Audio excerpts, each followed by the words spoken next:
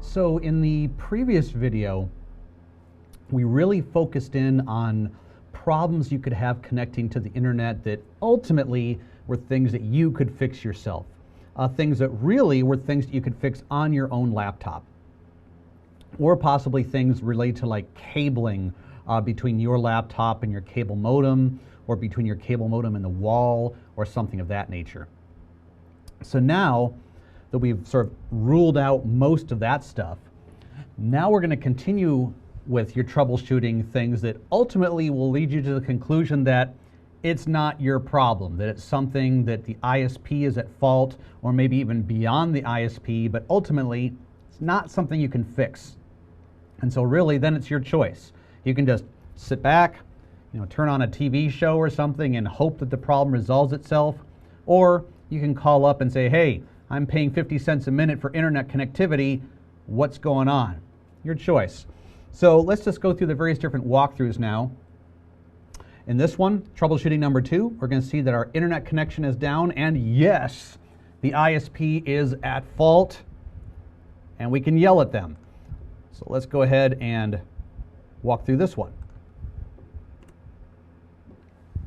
Okay, so in this particular case, once again, I'm assuming that we're not using Wi-Fi. Just to make things simple and sort of remove Wi-Fi from the equation, we're assuming that your laptop or PC is directly connected to your cable modem or your DSL modem. And once again, can't get to your favorite website.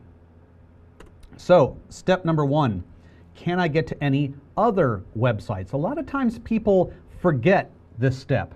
They just assume that, oh, because this website I'm trying to go to is just spinning and spinning and spinning and spinning and not going everywhere, oh, that must mean the internet is down.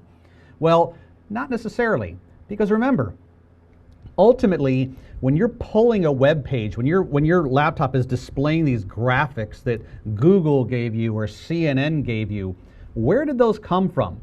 They didn't just come from one massive box in the sky, right? They came from an actual server that's sitting in a rack somewhere that Google owns, or that CNN owns, or that, whatever, INE owns. So just because one web server is malfunctioning or possibly not reachable doesn't necessarily mean that all the other millions of web servers out there are also unreachable. So the first thing we need to test is this an isolated problem just with the person I'm trying to get to, the website I'm trying to get to, or is it an overall problem where I can't bring up anything? We don't want to make that assumption, call the ISP, and the ISP says, well, everything looks good from our end. Have you tried going here? And then you're embarrassed because you were on hold for 30 minutes with the ISP, and as it turns out, yeah, you can go to other stuff. So let's rule that out first. So try bringing up 2 or 3 other websites. Now you say, uh-oh, it is a general problem. Can I get to any other websites? No, can't get to anything. All right, now we can start suspecting that maybe the ISP is at fault. Can I ping the DNS server? Okay, so remember, we know that when you're bringing up a website, when you type in google.com or cnn.com, we know that in the background, your laptop has to resolve that name into an IP address and then send your request to that IP address. So if it can't resolve that name, you're dead in the water. You can't do anything. Now, a little gotcha here. Your laptop, when it resolves this stuff, it keeps it in memory. It's what's called kept in a cache or a DNS cache. Why is that important? Because maybe you say, well, hey, look, when I go to, I'm trying to go to foxnews.com and it's not coming up. But when I go to google.com, it's fine. Well, google.com, if you actually think about it, it's a very basic website, right? There's not a lot of flashing images and scrolling news stories and stuff. It's just basically like Google, their daily little image, and then a little search box, and that's it. So what you get back when you type in google.com, what their server gets back to give you their home page is pretty simple, pretty basic. That's very easy for your laptop to cache that information inside the browser. So if I type in google.com and it comes up, that does not necessarily mean that I actually did a DNS resolution. I actually went to DNS, my DNS server, and said, hey, what's the IP address for Google? It's quite possible that my laptop already knew what the IP address was because it did that resolution earlier this morning. It cached that information. Not only that, it cached the website. The website was pretty easy, and it cached all that. Now, for example, if I tried going to CNN or FoxNews.com, well, a lot of those types of websites, in addition to having text, what do they also have? They might have little windows that have like little animations, or they might have windows that have like little videos playing. Kind of hard to cache that. So if I went to FoxNews.com or CNN.com, the window might display, but something might tell me, wait a second, I'm not really going there. I'm seeing a locally cached version because these little boxes here that normally would display an animation or normally would display a little video, they're grayed out. They're not working. And if I actually had a real internet connection, I would be getting that stuff, which would be being displayed inside that little box, that little window. So when I say, can I get to any other websites? The reason I'm bringing this up is, if you say, oh yeah, I can get to Google, I can get to whatever, you might actually not be getting there. You might be getting to just a cached version. How do you know? How do you know the difference? Well, here's a real quick way. I'm just going to show you this in Google Chrome, but certainly this is valid in any website. I'm sure most of you guys who are watching know how to do this. It's called flushing your history. All right, so here I would just go into my browser. Let me make this a little bit smaller so it fits on the whole page. And in Google Chrome, I would just click on these three horizontal bars right here. I would go to History, and then I could just actually click, I would go to Settings. And then for History, I would do Clear My Browsing Data. So by clicking on Clear Your Browsing Data, that's going to delete all that stuff that's been memorized or cached by your browser. And then a site that was previously accessible might no longer be accessible, which means, aha, I wasn't really getting there in the first place. I was bringing up a cached version of that website. So you definitely want to be able to answer that question, can I get to any other websites? So now we're assuming that the answer is no, can't get anywhere. Can I ping the DNS server? Okay, let's take a pause here. Review question. I've already shown you a command you could do in your laptop to determine what the IP address was, or is, of your DNS server. For those of you watching in the live audience, what was the process that I used? How would you find out what the actual IP address is of the DNS server that you've been given? That's right, Satish, it was the good old ipconfig/all command. Exactly. So, let me go to that. All right, and I type ipconfig/all. I look for the adapter that actually has an IP address, which in this case is my Wi-Fi. And it says my DNS server happens to be, let's see here, where is it? Down here, DNS servers. It's in this portion, DNS servers. It happens to be the exact same IP address as my default gateway. Now, in this particular case, when I pull up any website, it's not actually going to be the job of the little tiny router I have here in my office to tell me what the IP address is of that website. It doesn't know. So I'm actually in reality going to be going to a real DNS server to do that. So in this case, I don't know what the DNS server is of this particular office. But what I can do is I can ask around. I can say, hey, what's the service provider that we use here in this particular office? Now, I believe, if memory serves me, we use Time Warner Telecom, I think is the name of the company that we use here. So what I could do is, because I probably don't have access to that router, that 10711 router that's the default gateway, if I could get in there, I could figure out what he's using for DNS. But I don't have access to that, so I might go to Google and type, let's see here, Time Warner Cable telecom DNS server IP address. And let's see if we get lucky here. Here we go. What are the DNS server addresses? That sounds like it's promising. All right, Time Warner Cable Business Class. Now, am I guaranteed that these are the addresses that my company is using? No. We could be using some other DNS, but this is owned by generally the same company. So now I have a couple things I can test. Let's just write this down because I'm not going to remember this. 209.18.47.61 and then 47.62. Okay, so now I've got some real valid DNS server addresses I can try to reach, because pinging my default gateway, that's not really going to prove much of anything in this particular case.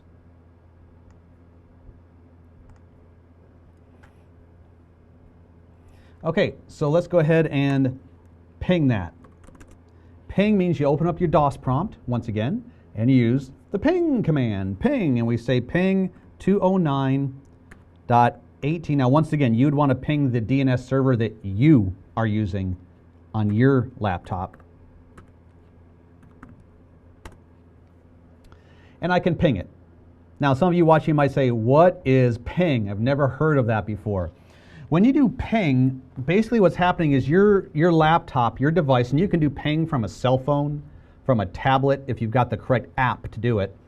But you're basically generating a special message that says you're sending out a message to that destination. In this case, the destination is 209.18.47.61.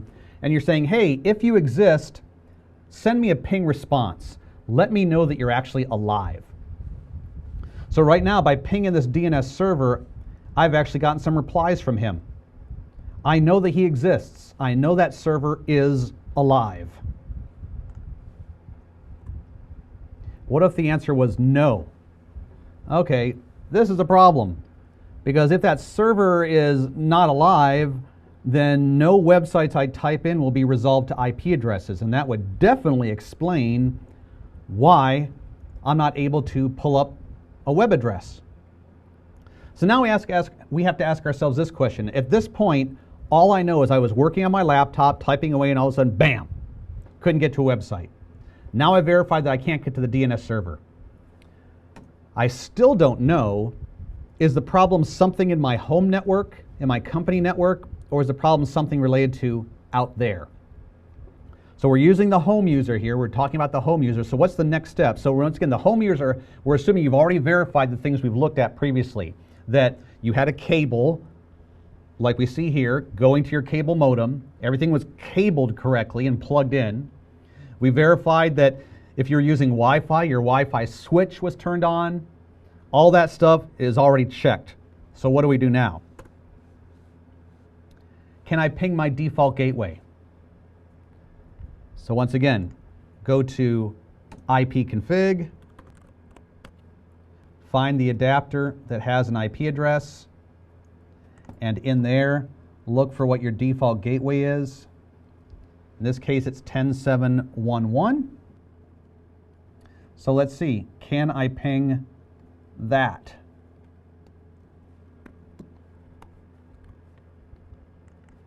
Ping 10.7.1.1. Okay, now in my particular case, I can. But in your particular case, you say, no, I can't. Now, my situation is a little bit different because I'm not doing this class from home. I'm actually in an office right now. I'm not directly connected to a DSL or a cable modem. But let's say you are. This little picture represents you. You could not ping your DNS server. You could not ping your default gateway. Okay, now what? Time to check your internet settings. See if your internet is actually up with the ISP. So take a look at that cable modem, that DSL. Take a look at the lights on it, the LEDs, the signals. Are they appropriate? Are they turned on at all? Is the color appropriate? Now you might be saying, well, there's some colors on here, but I have no idea what to look for. Is green good? Is blue good? The only way you could answer that is if you actually open up the user guide or the manual that they gave you with this DSL modem or cable modem. You know, I can't answer that for you. It all depends on the cable modem that you're looking at. So, but hopefully by looking at the user guide or the manual, you'll be able to answer the question, are the lights appropriate? Are the lights telling me I have a connection to the internet? Now the answer is no. Oh, you know, the online or the internet light is either red or it's not turned on at all. Well, now there's only a few steps left that you can take. Number one, turn off that modem. And these are all things that if you actually call your service provider and you're on hold for like 30 minutes and you finally get a hold of them, these are all the things they're going to tell you to do. So turn off or unplug your cable modem, just turn it completely off. Unplug the coaxial cable from the wall. Now if you're talking about a DSL modem, it's just going to look like a regular phone line, but just unplug it from the wall. Plug it back into the wall again. Turn that modem on. Actually, no, wait 60 seconds first, and then turn the modem on, and then try it all over again. Now, if at this point, your lights on your DSL, your LEDs, your indicators on your DSL or cable modem still indicate that you do not have a connection to the internet, you're done. At that point, there's nothing else you can do. Now it's time to call the ISP, describe the steps that you took, and it's up to them to try to figure it out on their end.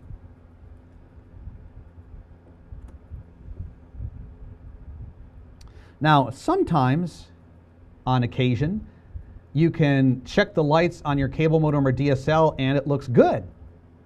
It actually says it's online, and yet still you can't get to anything. You can't do instant messaging, you can't do your email, you can't do anything. Well, guess what? Only thing you can do at that point is repeat those steps we just looked at in that blue box. Turn something off, unplug it, plug it back in, wait a minute, turn it on, and then try it all over again.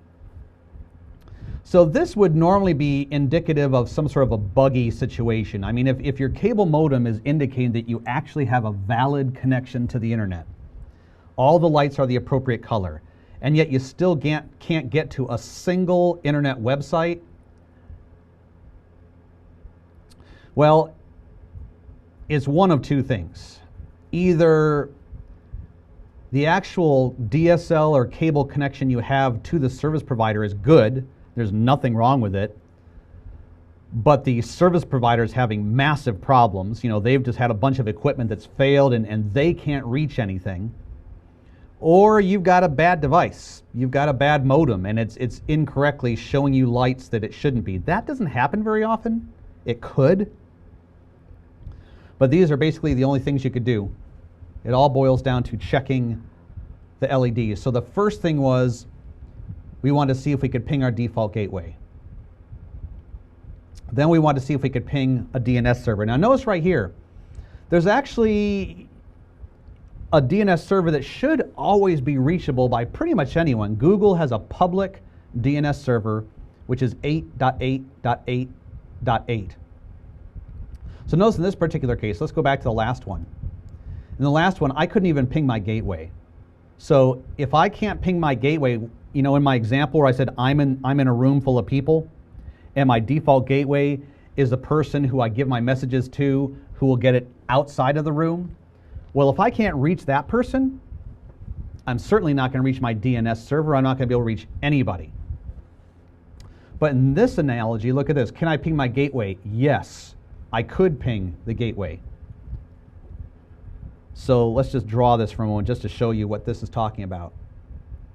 So in the typical home user environment, it looks something like this. You've got your laptop, and you may have one or more devices between that, but let's just make it simple. Let's just say it's your laptop and it's directly connected to your cable or DSL modem. All right, so you have a direct Ethernet connection between the two of them. Or maybe it's a Wi-Fi connection if this cable DSL modem has Wi-Fi built into it. And then that's connected to a wall plate, and from your visibility, you can't see anything beyond that. However, what's really happening is That leads to an underground buried cable that, might go miles away. And eventually what's connected on the other end is going to be a router. And this is a router that's owned by your ISP. So this router is going to have some IP address. It's going to have some descriptive name. Let's just say it's 7777. And you're going to be in the same network as that. So if you're communicating all the way with that router, you should have some IP address that's similar in the same area, like 7778. So this will be your default gateway. So in the first scenario, I couldn't ping that. I couldn't ping that at all. Which is kind of strange, but you can say, wait a second. If this connection was down, how would I even know about that IP address? Well, we're making an assumption here. We're making an assumption that your connection to the ISP was working. So when it first came up, you did a DHCP. Remember Dynamic Host Configuration Protocol? You did a DHCP transaction. And you learned of your IP address information. And that's where you learned that your IP address was 7778 and that the default gateway was 7777. Okay. Now, if this here, from this point to this point, if something in that connection fails, you will still have your IP information. This information you learned via DHCP is good for a certain amount of time. Usually it's at least a day, at least 1 day long before it expires. So your laptop will say, well, I've still got, between me and the cable modem, I've still got electricity across this cable. I'm still connected to something. So I have no reason to give up my IP information. So when you do IP config, you'll still see your own IP address. You'll see your default gateway.